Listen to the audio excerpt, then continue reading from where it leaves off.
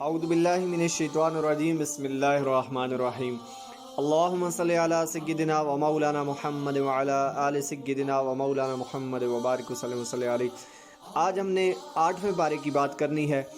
اس کے اندر جن صورتوں کو کور کیا ہے سورۃ الانعام اور سورۃ الاعراف، اس کے بارے میں ہم اہم مضامین کو دیکھیں گے۔ کفار رسول اللہ صلی اللہ تعالیٰ علیہ وسلم سے طرح طرح کے مطالبات کرتے تھے کہ ہم اس وقت ایمان لائیں گے جب فرشتے ہمارے پاس اتر کر آئیں، یا برزخ و آخرت کے بارے میں آپ جو باتیں ہمیں بتاتے ہیں، ہمارے جو لوگ مر چکے ہیں وہ زندہ ہو کر آئیں اور آپ کے دعووں کی تصدیق کریں۔ قرآن نے بتایا ان کی یہ ساری باتیں جہل پر مبنی اور انکار حق کے لیے محض بہانے بازیاں ہیں۔ آیت 112 میں رسول اللہ صلی اللہ تعالیٰ علیہ وآلہ وسلم کو تسلی دیتے ہوئے ارشاد فرمایا، اور اسی طرح ہم نے ہر نبی کے لیے شیطان انسانوں اور جنوں کو دشمن بنایا، جو لوگوں کو دھوکے میں ڈالنے کے لیے ایک دوسرے کو خوشنما باتیں القاء کرتے ہیں۔ مزید فرمایا کہ وہ یہ اس لیے کرتے ہیں تاکہ منکرین آخرت کے دلوں کو اپنی طرف مائل کریں۔ آیت نمبر 117 تا 118 ان دونوں میں فرمایا، جس حلال جانور پر ذبح کے وقت اللہ کا نام لیا گیا ہو اسے کھاؤ، محرمات کو تمہارے لیے تفصیل سے بیان کر دیا گیا، صرف حالت اضطرار میں بقائے حیات ان سے استفادے کی اجازت ہے۔ مزید فرمایا، جس ذبیحے پر اللہ کا نام نہ لیا گیا اسے مت کھاؤ۔ آیت نمبر 120 میں فرمایا، گناہ کھل کر ہو یا چھپ کر ہو، بہر صورت گناہ ہے، ترک کرنا ہے، اور جو گناہ کرے گا اس کی سزا پائے گا۔ آیت نمبر 122 میں فرمایا کہ کیا وہ شخص جو گمراہی کے بعد ہدایت پا گیا اور قرآن کی ہدایت کی روشنی میں آگے بڑھ رہا ہو، اور وہ جو مسلسل گمراہی میں ہو، کیا برابر ہو سکتے ہیں؟ آیت نمبر 123 میں فرمایا، اور اسی طرح ہم نے ہر بستی میں اس کے مجرموں کو سردار بنایا تاکہ وہ وہاں فریبکاری کریں، اور ان کے دجل و فریب کا وبال انہی پر آئے گا۔ آیت نمبر 124 میں اس میں فرمایا، اور جب ان کے پاس کوئی نشانی آتی ہے تو وہ کہتے ہیں ہم ہرگز ایمان نہیں لائیں گے حتیٰ کہ ہمیں بھی اس کی مثل دیا جائے جیسا کہ اللہ کے رسولوں کو دیا گیا۔ اللہ تعالیٰ نے فرمایا، اللہ تعالیٰ خوب جانتا ہے کہ وہ اپنا منصب رسالت کسے تفویض کرے۔ آیت نمبر 125 میں فرمایا، سو اللہ جس کو ہدایت دینا چاہے اس کا سینہ اسلام کے لیے کھول دیتا ہے، اور جس کے لیے آگے آپ دیکھیں اس کے اندر اللہ رب العزت نے بہت ہی خوبصورت انداز کے اندر یہ بھی ارشاد فرمایا کہ آپ جتنی بھی باتیں کرتے ہیں کہ اس کے لیے گمراہی مقدر فرمانا چاہتا ہے، اس کے سینے کو قبول حق کے لیے کٹا ہوا تنگ کر دیتا ہے۔ اور آیت نمبر 129 میں فرمایا، اور ہم اسی طرح بعض ظالموں پر بعض کو مسلط کرتے تھے کیونکہ وہ معصیت کے کام کرتے تھے۔ آیت نمبر 130-31 میں اتمام حجت کے لیے فرمایا، اے جنات اور انسانوں کو گروہ، کیا تمہارے پاس رسول نہیں آئے تھے جو تم پر میری آیات بیان کرتے تھے اور تمہیں اس قیامت کے دن کی ملاقات سے ڈراتے تھے؟ وہ کہیں گے ہم خود اپنے خلاف گواہی دیتے ہیں، اور انہی دنیا کے زندگی نے فریب میں مبتلا کر رکھا ہے۔ یہ گواہی اس وجہ سے دی گئی کہ آپ کا رب بستیوں کو ظلماً ہلاک کرنے والا نہیں ہے۔ آیت نمبر 136 میں مشرکین عرب کی جہالت کا ذکر کیا کہ وہ جو فصل اللہ تعالیٰ اگاتا ہے، مویشی اللہ تعالیٰ پیدا فرماتا ہے، ان میں اللہ تعالیٰ کے ساتھ بتوں کو شریک کرتے ہیں، بلکہ بتوں کے حصے کو زیادہ ضروری اور مقدس سمجھتے ہیں۔ اسی طرح اولاد کو قتل کرنا بھی مشرکین کی جہالت ہے۔ آیت نمبر 138 تا 140 میں اس بات کا بیان ہے، کفار و مشرکین نے زمانے جاہلیت میں اپنے مویشیوں اور اپنے کھیتوں کی 3 قسمیں کر دی تھی۔ ایک وہ مویشی اور کھیت جن کے متعلق وہ کہتے تھے کہ ان سے نفع اٹھانا کسی شخص کے لیے جائز نہیں ہے، یہ ان کے باطل معبودوں اور بتوں کے لیے مخصوص ہیں۔ نمبر 2، بعض مویشیوں کو بتوں کے لیے خاص کر کے ان پر سوار ہونا اور سامان لادنا انہوں نے حرام کر دیا تھا۔ نمبر 3، بعض مویشی پر وہ ذبح کے وقت اللہ کا نام نہیں لیتے تھے، یعنی ان کو بتوں کے نام پر ذبح کر کے ان کا استعمال ممنوع کر دیتے تھے۔ قرآن نے بتایا یہ سب ان کی خود ساختہ باتیں ہیں۔ آیت نمبر 141-146 تک اللہ تعالیٰ نے پھلوں، کھیتوں، جانوروں کے ذریعے جو نعمتیں عطا کی تھیں ان کا ذکر فرمایا، اور کہا کہ اللہ کی ان نعمتوں کو کھاؤ، اسراف نہ کرو، شیطان کے نقش قدم پہ نہ چلو، پھلوں اور کھیتوں کی پیداوار میں اللہ تعالیٰ کے حق عشر یا نصف عشر کو ادا کرو۔ اسی میں حلال جانوروں کی اقسام کو بیان کیا گیا۔ اس کے بعد ان محرمات قطعیہ کا بیان ہے جو پہلے بھی آ چکا ہے۔ یہ بھی فرمایا کہ یہود کی سرکشی کی وجہ سے ناخن والے جانوروں اور گائے اور بکری کی چربی کو ان پر حرام کر دیا گیا تھا۔ انہوں نے اسے پگھلایا اور فروخت کر دیا۔ آیت نمبر 148 میں ہر دور کے منکرین کے ایک نفسیاتی حربے کو بیان کیا کہ وہ جو کچھ بھی کر رہے ہیں یہ اللہ کی مشیت ہے، اگر وہ نہ چاہتا تو ہم یہ سب کچھ نہ کر پاتے۔ در حقیقت بات یہ ہے کہ اللہ کی مشیت اور ہے اور اس کی رضا اور ہے۔ مثلا مجرم کو سزا دینا اس کی مشیت ہے، لیکن اس کی رضا اس میں ہے کہ کوئی اس کی نافرمانی نہ کرے۔ اگر سب کو جبری طور پر اطاعت کے راستے پر ڈالنا اللہ تعالیٰ کی مشیت ہوتی تو کسی کی مجال نہ تھی کہ اس کی حکم عدولی کرے۔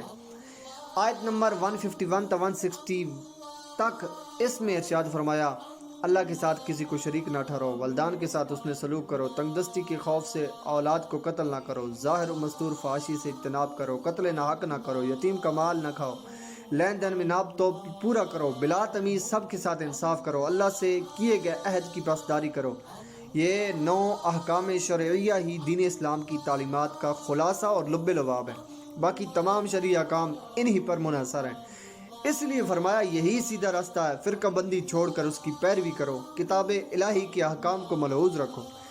فرمایا یہ لوگ ایمان لانے کے لیے نشانیاں طلب کرتے ہیں کہ ان کے پاس فرشتے آئیں یا اللہ تعالیٰ خود آئے یا اس کی نشانی آئے۔ قرآن نے بتایا جس دن عالم غیب کی نشانیاں آ جائیں گی تو پھر ان منکرین کے لیے ایمان لانا بھی نفع بخش نہیں ہوگا۔ یہ بھی فرمایا اے رسول، جنہوں نے دین کو فرقوں میں بانٹ دیا آپ کا ان سے کوئی تعلق نہیں ہے۔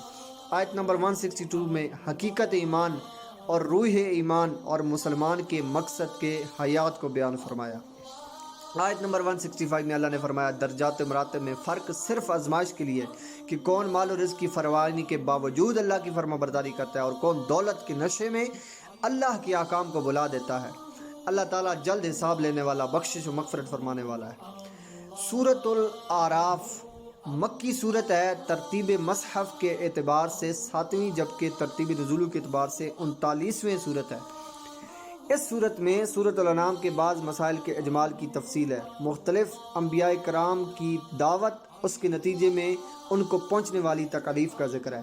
حضرت آدم علیہ السلام حضرت موسیٰ علیہ السلام، حضرت آدم علیہ السلام کی پیدائش اور جنت سے ہجرت اور زمین پر نزول کا ذکر ہے، اور کئی رکوعات میں حضرت موسیٰ علیہ السلام کے واقعات، فرعون اور بنی اسرائیل دونوں کے ایذا رسانیوں کا ذکر ہے۔ مشرکین اور مکذبین کے اخروی انجام کا ذکر ہے۔ اس صورت میں اہل اعراف کا اہل دوزخ سے مکالمے کا بیان ہے، اس لیے اس صورت کو اعراف سے موسوم کیا گیا۔ اس صورت میں حیات بعد الموت کا ذکر اور شرک کا تفصیلی ذکر ہے، تفصیلی رد ہے۔ اعراف کے معنی بلندی کے ہیں اور اس کا معنی جاننا اور پہچاننا بھی۔ اصحاب اعراف کے بارے میں ایک قول یہ ہے کہ ان کی نیکیاں اور گناہ برابر ہوں گے اور ان کا مقام جنت اور دوزخ کے درمیان ہوگا، یا یہ وہ لوگ ہیں جو اہل جنت اور اہل جہنم کو پہچاننے والے ہوں گے، اور ایک قول کے مطابق یہ انبیاء ہیں یا ملائکہ ہیں، تو مختلف یہ اقوال بن جاتے ہیں۔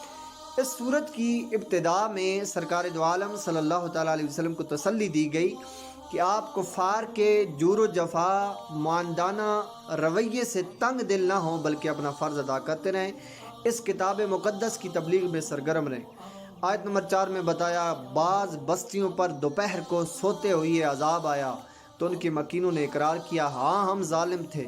آیت نمبر 8 میں بتایا قیامت کے دن اعمال کا وزن کیا جانا حق ہے، اور جن کی نیکیوں کا پلڑا بھاری ہوگا وہی فلاح پانے والے کامیاب ہیں، اور نیکیوں کا پلڑا ہلکا ہوگا تو وہ نقصان اٹھانے والے۔ آیت نمبر 10 میں زمین میں انسانوں کی آباد کرنے، ذرائع معاش مہیا کرنے کی نعمتوں کا ذکر فرمایا، اور بہت کم لوگ شکر ادا کرتے ہیں، یہ بیان فرمایا۔ آیت نمبر 11 تا 27 میں آدم علیہ السلام اور ابلیس کا واقعہ بیان ہوا کہ جب ابلیس نے اللہ کے حکم پر آدم کو سجدہ نہ کیا تو رب ذوالجلال نے اس سے پوچھا تم نے میرے حکم کے باوجود سجدہ کیوں نہ کیا؟ اس نے اپنی سرکشی کا جواز عقلی دلیل سے پیش کیا، میں اس آدم سے بہتر ہوں، انہیں مٹی سے پیدا کیا گیا، میرا جو جوہر تخلیق آگ ہے اور آگ لطیف ہونے کی بنا پر مٹی سے افضل ہے۔ تکبر کی بنا پر اللہ نے ابلیس کو رسوا کر کے مقام عزت سے نکال دیا۔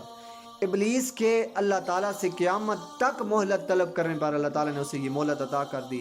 اس پر اس نے کہا میں صراط مستقیم پر گھات لگا کر بیٹھ جاؤں گا، بنی آدم کو دائیں بائیں آگے پیچھے ہر جانب سے گمراہ کروں گا۔ میرے رب نے فرمایا تمہارے پیروکار جہنم میں جائیں گے۔ اللہ تعالیٰ نے آدم و حوا علیہ السلام کو جنت میں داخل کیا، انہیں خاص درخت کے قریب جانے سے منع فرمایا۔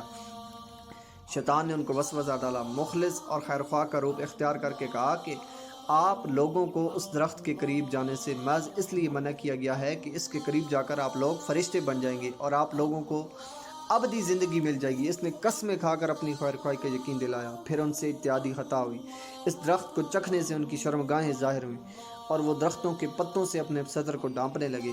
یہاں قرآن نے یہ بھی بتایا شیطان کا مقصد ان کے ستر کو بے حجاب کرنا تھا۔ اپنی اتحادی خطا کا احساس ہونے پر حضرت آدم علیہ نبینا علیہ الصلوۃ والسلام نے توبہ کی اور ان کی توبہ کے کلمات آیت نمبر 23 میں بیان ہوئی ہے۔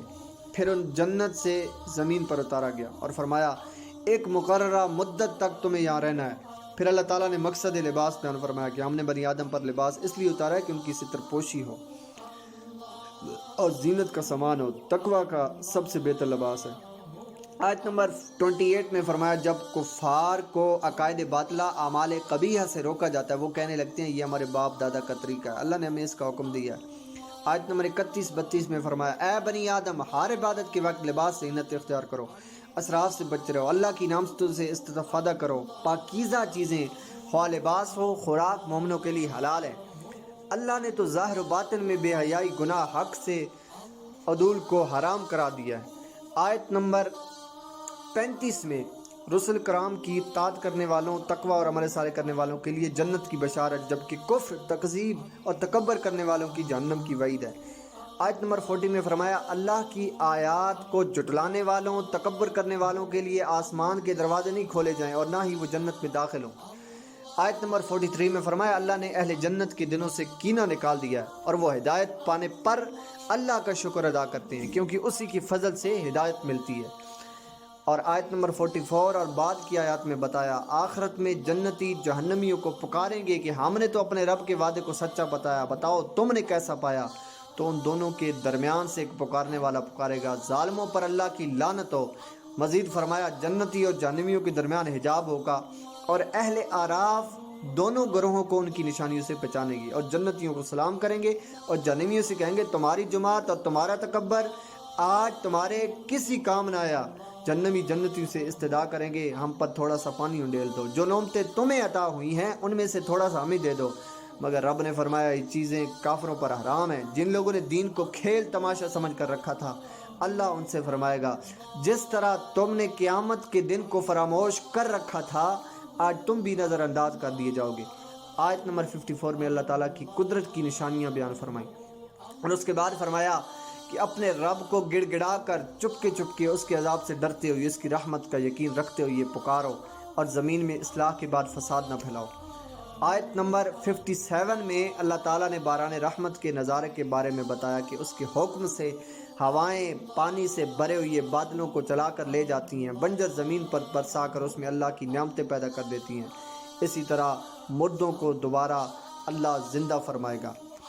یہاں پر بہت ساری ایسی چیزوں کا ذکر ہوا۔ آیت نمبر 59 سے حضرت نوح علیہ السلام اور ان کی قوم کے حالات بیان کی گئے کہ ان کی قوم کے سرداروں نے کہا معاذ اللہ آپ کھلی گمراہی میں۔ حضرت نوح علیہ السلام نے فرمایا میں تو اللہ کا رسول ہوں، میرا کام تمہاری خیر خواہی دعوت حق پہنچانا ہے۔ اس کے بعد قوم نوح کی تکذیب، طوفان نوح علیہ السلام اور ان کے ساتھ کشتی میں سوار افراد کے سوا سب کے غرق ہونے کا ذکر ہے۔ آیت نمبر 65 سے حضرت ہود اور ان کی قوم عاد کا ذکر ہے کہ قوم عاد نے بھی اللہ کے نبی پر طعن کیا کہ معاذ اللہ آپ حماقت میں مبتلا ہیں۔ پھر ہود علیہ السلام نے اپنی قوم کو وہی جواب دیا جو حضرت نوح علیہ السلام نے اپنی قوم کو دیا تھا۔ اللہ تعالیٰ نے جہاں پر ساری چیزوں کو بیان فرما دیا۔ حضرت ہود علیہ السلام نے قوم عاد کو انعامات الہیہ کا شکر ادا کرنے کی تلقین کی تو انہوں نے انکار کر دیا، چنانچہ ان پر اللہ کا عذاب غضب نازل ہوا۔ اللہ تعالیٰ نے حضرت ہود اور ان کے ساتھیوں کو نجات دی اور آیات الہی کو جھٹلانے والوں کا کلا کما کر دیا۔ آیت نمبر 73 سے حضرت صالح علیہ السلام اور ان کی قوم سمود کا ذکر ہے۔ قوم سمود کے مطالبے پر اللہ تعالیٰ نے حضرت صالح علیہ السلام کے معجزے کے طور پر چٹان سے حاملہ اونٹنی کو پیدا کیا، انہیں حکم دیا کہ اسے چرنے کے لیے آزاد چھوڑ دیا جائے۔ قوم سمود کے لوگ بڑے طاقتور تھے اور یہ نرم زمین پر محلات بناتے، پہاڑوں کو تراش کر ان میں گھر بناتے تھے، گویا ان کی اپنی طاقت پر ان کو بڑا ناز تھا۔ پھر قوم سمود نے اللہ کے حکم کی نافرمانی کی اور اونٹنی کی کونچیں کاٹ دیں۔ اللہ تعالیٰ نے ان کی سرکشی کی سزا اس طرح دے کہ ان پر رات کو زلزلے کا عذاب ہے اور صبح کو اپنے گھروں میں اوندے منہ پڑے رہ گئے۔ آیت نمبر 80 سے حضرت لوط اور ان کی قوم کا ذکر ہے کہ وہ بے حیائی میں اپنے زمانے کے سب لوگوں پر سبقت لے گئے، جنسی خواہش کو غیر فطری طریقے سے پورا کرتے. جب اللہ کے نبی کا عذاب ڈر سناتے تو وہ اسے مذاق سمجھتے. بالآخر میرے رب نے عذاب نازل کیا، آسمان سے پتھر برسائے، اس طرح نام و نشان مٹا گیا. یہاں تک کہ حضرت لوط علیہ السلام کی وہ بیوی جو قوم لوط کی ہم خیال تھی وہ بھی عذاب سے بچ نہ سکی. صرف حضرت لوط علیہ السلام اور ان کے ساتھ قبیلے کے چند نیکوکار لوگ ہی محفوظ رہے. آیت نمبر 85 سے حضرت شعیب علیہ السلام ان کی قوم اہل مدین کا ذکر ہے. قرآن نے بتایا ان کی ناپاک خصلتیں یہ تھی، وہ ناپ تول میں ڈنڈی مارتے، دوسروں کو چیزیں کم تول کر دیتے تھے اور راستے میں بیٹھ کر اہل ایمان کو ڈراتے، انہیں راستے سے روکتے. انہیں یہ بھی کہا گیا فساد فی الارض سے باز آ جاؤ اور اپنے سے پہلی سرکش امتوں کا انجام دیکھ لو. یہ ساری چیزیں نشان عبرت کے طور پر ہیں. قرآن پاک کو پڑھیں تو بہت ساری چیزیں سمجھ آ جاتی ہیں، ذہن کھلتا ہے، عمل کرنے کو دل کرتا ہے. نشان عبرت جن قوموں کو بنایا گیا ان کو دیکھ کر فکر آخرت نصیب ہوتی ہے. اللہ رب العزت سمجھ و عمل کی توفیق عطا فرمائے. آمین بجاہ النبی.